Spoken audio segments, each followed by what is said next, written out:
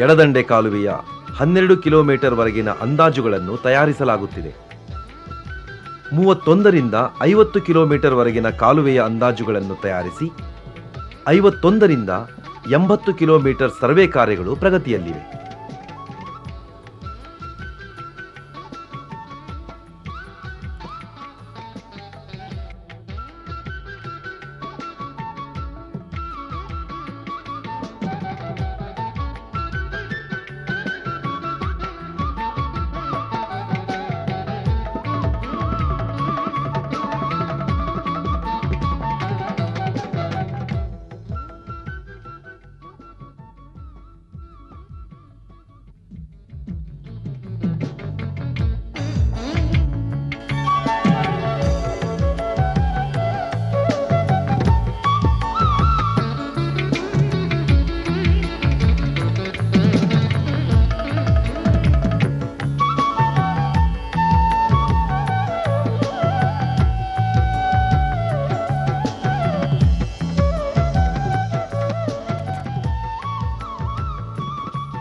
ಮಲಪ್ರಭಾ ನದಿಯ ಉಪನದಿಯಾದ ಹರಿನಾಲಾಗೆ ಅಣೆಕಟ್ಟನ್ನು ನಿರ್ಮಿಸಿ ಬೆಳಗಾವಿ ಜಿಲ್ಲೆಯ ಬೈಲಹೊಂಗಲ ತಾಲೂಕಿನ 3480 ಹೆಕ್ಟೇರ್ ಪ್ರದೇಶಕ್ಕೆ ನೀರುಣಿಸಲು ಉದ್ದೇಶಿಸಲಾಗಿದೆ.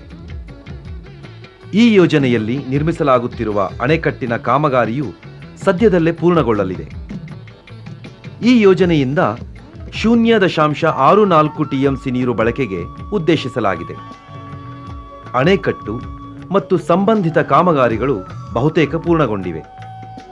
ಬಲದಂಡೆ ಕಾಲುವೆ ಮತ್ತು ಎಡದಂಡೆ ಕಾಲುವೆಗಳ ಪೂರ್ತಿ ಉದ್ದಕ್ಕೂ ಕಾಮಗಾರಿಗಳು ಪ್ರಗತಿಯಲ್ಲಿದ್ದು ಸದ್ಯದಲ್ಲಿಯೇ ಪೂರ್ಣಗೊಳಿಸಲಾಗುವುದು.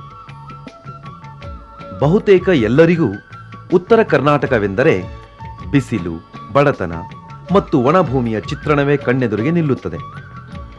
ಬಡತನ, ದಾರಿದ್ರ್ಯ, ಅನಕ್ಷರತೆ ಜೊತೆಗೆ ಮಳೆಯನ್ನೇ ನೆಚ್ಚಿ ಕೂರುವ ಇಲ್ಲಿನ ಜನರ ಜೀವನ ನಿಜಕ್ಕೂ ಶೋಚನೀಯ. ಪ್ರಕೃತಿಯೇ ಇಂತಹ ಸ್ಥಿತಿ ನಿರ್ಮಾಣ ಮಾಡಿದ್ದರೂ ಮಾನವ ಶಕ್ತಿ ಅದನ್ನು ಮೀರಿ ಭೂಮಿ ಹಸಿರುಟ್ಟು ನಳನಳಿಸುವಂತೆ ಮಾಡಲು ಯೋಜಿಸಿರುವುದು ಸ್ತುತ್ಯಾರ್ಹವೇ ಸರಿ.